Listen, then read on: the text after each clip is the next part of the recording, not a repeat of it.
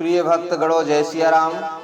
भक्तों, प्रभु राम जी की कृपा से हम आपको नित्य प्रतिदिन भगवान प्रभु श्री रामचंद्र जी का चरित्र श्री रामचरितमानस का भावार्थ सहित व्याख्यान कर रहे हैं, जिसको सुनने से कलयुग के समस्त पापों का नाश होता है। तो आइए श्रवण करते हैं बालकांड दोहा नंबर 70 के आगे का भाग। जय श्री सीताराम। तो अस कही नारद सुमिरि हरि, गिरि जहि दीन असीस, होई यह कल्याण अब संशय तजहूं गिरीश। ऐसा कहकर भगवान का स्मरण करके नारद जी ने पार्वती जी को आशीर्वाद दिया और कहा, हे पर्वतराज, तुम संदेह का त्याग कर दो, अब यह कल्याण ही होगा। कथा जब पार्वती जी का जन्म होता है, उसके आगे की कथा हम आपको श्रवण करा रहे हैं, तो ध्यान से सुने। तो वस कही ब्रह्म भवन मुनि गयो, आगिल चरित सुनहु जस भयो। पति एकांत पाई कह मैना, नाथ न मैं समुझे मुनि बैना। नारद जी पार्वती जी को आशीर्वाद देकर ब्रह्मलोक को चले गए। अब आगे का जो चरित्र हुआ है उसे सभी भक्तों ध्यान से सुने। पति को एकांत में पाकर मैना ने कहा कि हे नाथ, मैं नारद जी के वचनों को समझ नहीं पाई हूँ, कृपया करके मेरा संदेह मिटाइए। कि जो घर बर कुल होई अनुपा, करिय विवाह सुता अनुरूपा। नत कन्या बरु रहो कुंवारी, कंत उमा मम प्राण प्यारी। मैना अपनी पति पर्वतराज से कह रही हैं कि मैं इन मुनि की, नारद जी की बातों को समझ नहीं पाई हूँ। जो हमारी कन्या के अनुरूप घर बर और कुल उत्तम हो तो ही विवाह कीजिए, नहीं तो लड़की चाहे कुंवारी ही रहे, मैं अयोग्य वर के साथ उसका विवाह नहीं करना चाहती। क्योंकि हे स्वामी पार्वती मुझको प्राणों के समान अत्यंत प्यारी है। तो जो न मिलही बरु गिर जहि जोगो, गिरी जड़ सहज कहें सब लोगो। सोई बिचारी पति करवे विवाहो, जहि न बहोरी होई उरदाहु। यदि पार्वती जी के योग्य वर नहीं मिला तो सब लोग कहेंगे कि पर्वत स्वभाव से ही मूर्ख होते हैं। हे स्वामी, इस बात को विचार कर ही विवाह, पुत्री का विवाह कीजिए, जिससे फिर बाद में हृदय में संताप दुख ना हो। तो अस कही परी चरण धरि सीसा, बोले सहित स्नेह गिरीसा। बरु पावक प्रगट शशि माही, नारद वचनु अन्यथा नाही। इस प्रकार कहकर मैना पति के चरणों पर मस्तक रखकर गिर पड़ी और हिमवान ने प्रेम से उन्हें उठाया और कहा कि चाहे चंद्रमा में अग्नि प्रकट हो जाए, परंतु नारद जी के वचन कभी भी झूठे नहीं, मिथ्या नहीं हो सकते हैं। प्रिया सोच परिहरहु सब, सुमिरौ श्री भगवान। पार्वती है निर्मय वजही, सोई करी है कल्याण। और पर्वतराज जी मैना को समझा रहे हैं कि हे प्रिय, सब छोड़ करके, सोच छोड़ करके भगवान का सिर्फ स्मरण करो। जिन्होंने पार्वती जी को रचा है वे ही कल्याण भी करेंगे। तो अस जाओ तुम ही सुता परने हो, तो जस जाय सिखावन देहु। करे सो तपज ही मिले महेशु, आन उपाय न मिटई कलेशु। और यदि तुम्हें इस कन्या उमा पर अत्यंत प्रेम है तो जाकर उसे यह शिक्षा दो कि वह ऐसा तप करे जिससे भगवान शंकर जी उसको वर रूप में प्राप्त हो जाएं। दूसरे उपाय से यह क्लेश मिटने वाला नहीं है। नारद वचन सगर्भ सहेतु, सुंदर सब गुण निधि व्रस केतु। अस विचारि तुम तजऊ असंका, सब ही भांति शंकरु अकलंका। नारद जी के वचन रहस्य से युक्त और सकारण हैं और भगवान शंकर जी समस्त सुंदर गुणों के भंडार हैं। यह विचार कर तुम मिथ्या संदेह को छोड़ दो और शिव जी सभी तरह से निष्कलंक हैं, वो कल्याण ही करेंगे। तो सुनी पति वचन हरसि मन माही,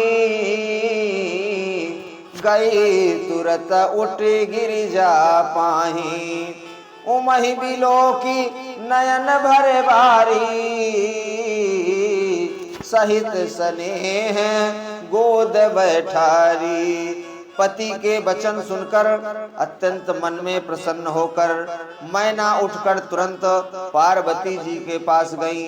पार्वती जी के देखकर उनकी आंखों में आंसू भर आए। उसे स्नेह के साथ गोद में बैठा लिया। बार ही बार लेती उरलाई, गद गद कंठ न कछु कही जाई। जगत मातु सर्वज्ञ भवानी, मातु सुखद बोली मृदुवानी। फिर बार बार पार्वती जी को हृदय से लगाने लगी। प्रेम से मैना का गला भर आया, कुछ कहा नहीं जाता। जगत जननी भवानी तो सर्वज्ञ ठहरी।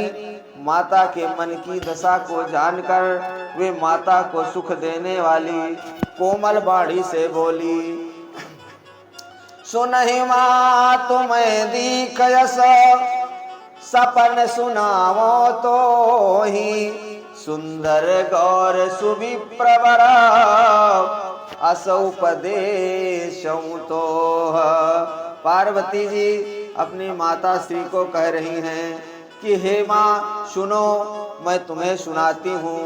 मैंने ऐसा स्वप्न देखा है कि मुझे एक सुंदर गौरवर्ण श्रेष्ठ ब्राह्मण ने ऐसा उपदेश दिया है। क्या उपदेश दिया है?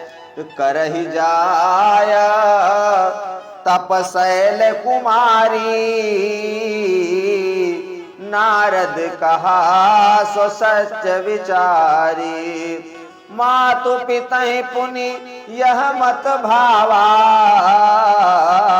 तप सुख प्रद दुख दोष न सावा।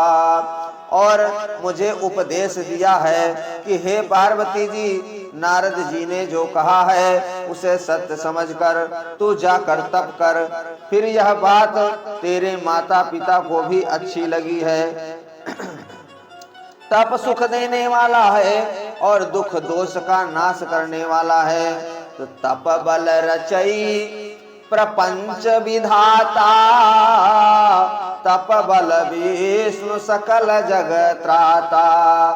तप बल शंभु करई संघारा, तप बल शेष धरई मही भारा। तप के बल से ही ब्रह्मा संसार की रचना करते हैं और तप के बल से ही भगवान विष्णु सारे संसार का पालन करते हैं। तप के बल से ही शंभु रुद्र से जगत का संहार करते हैं रुद्र रूप से, और तप के बल से ही शेष जी इस पृथ्वी को धारण करते हैं, उसका भार धारण करते हैं। तो तपय धार सब सृष्टि भवानी, करहि जाय तप अस जिय जानी। सुनत बचन विस्मित महतारी, सपन सुनायव गिरि हकारी। हे भवानी, सारी सृष्टि तप के ही आधार पर निर्धारित है, ऐसा मन में जानकर तुम जाकर तप करो। ऐसी बात सुनकर माता को बड़ा आश्चर्य हुआ और उसने हिमवान को बुलाकर यह स्वप्न तुरंत सुनाया। मातु पितहि बहुविधि समुझाई, चली उमा तपहित हरसाई। प्रिय परिवार पिता अरु माता, भय विकल मुखयावन बाता। माता पिता को बहुत तरह से समझाकर बड़े हर्ष के साथ पार्वती जी तप करने के लिए चल दी। प्रिय परिवार, प्यारे कुटुंबी, पिता और माता सब अत्यंत व्याकुल हो गए। किसी के मुंह से बात नहीं निकल रही थी। वेद सिरा मुनि आई तब, सब ही कहा समुझाई। पार्वती महिमा सुनत, रहे प्रबोध ही पाई। तब वेद शिरा मुनि ने आकर सबको समझा कर कहा कि पार्वती जी की महिमा सुनकर सबको समाधान हो गया। वेद शिरा ऋषि ने सभी को उनकी महिमा का वर्णन करके समझाया। उरधरि उमा प्राणपति चरना, जाय विपिन लागी तप करना। अति सुकुमार नतन तप जोगो, पति पद सुमिरी तजव सब भोगो। प्राणपति शिवजी के चरणों को हृदय में धारण करके पार्वती जी वन में जाकर तप करने लगी। पार्वती जी का अत्यंत सुकुमार शरीर तप के योग्य तो नहीं था, तो भी पति के चरणों का स्मरण करके उन्होंने समस्त भोगों को त्याग करके भगवान की तपस्या करने लगी। तो नित नव चरण उपज अनुरागा, बिसरी देह तपहि मन लागा। संबत सहस मूल फल खाए, साग खाई सत बरस गवाए। भगवान शंकर जी के चरणों में नित्य नया अनुराग उत्पन्न होने लगा और तप में ऐसा मन लगा कि शरीर की सुधि बुद्धि ना रही, सुधि बुद्धि चली गई। 1000 वर्ष तक पार्वती जी ने मूल और फल खाए और उसके बाद 100 वर्ष तक साग खाकर भगवान की तपस्या करती रही। तो कछु दिन भोजन बारी बतासा, किए कठिन कछु दिन उपवासा। बेल पाती मही परई सुखाई, 3 सहस संबत सोई खाई। कुछ दिन तक पार्वती जी जल और वायु का भोजन करती रहीं और फिर कुछ दिन तक कठोर तपस्या के साथ साथ उपवास भी किए। जो बेलपत्र सूख कर पृथ्वी पर गिरते थे, 3000 वर्ष तक उन्हीं को पार्वती जी ने खाकर अत्यंत कठोर तपस्या किया। तो सुनी परिहरे सुखान उपरना, उमहि नाम तब भयउ परना।